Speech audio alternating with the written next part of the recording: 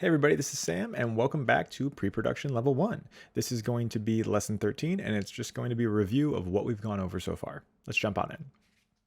Okay, so in Level 1 Pre-Production, what did we learn? Well, these are the concepts. We learned the musical alphabet, the major scale, the minor scale, the major pentatonic scale, the minor pentatonic scale, key signatures and how to find them, sharps, flats, and naturals, major triads, minor triads, or just chords overall, diminished triads, diatonic chords, and chord progressions.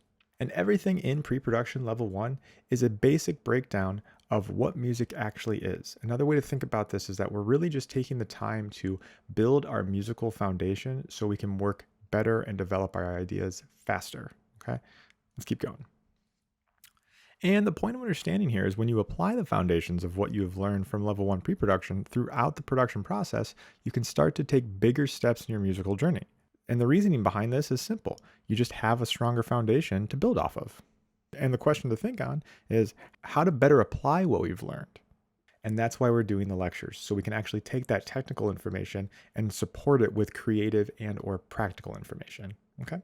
And that reminds me to remind you to always ask questions. You're not the only person who has a question on any given topic, so do not hesitate to ask us questions on our YouTube channel. The more questions that are asked, the better we can tailor the upcoming courses within the Noisemakers Academy to better help the community grow and feel supported. And that's why we have the lectures as well, so we can keep applying or give multiple examples of how these tools can be used so you can make the best music possible. To that, great job on this one. We'll see you in the next one.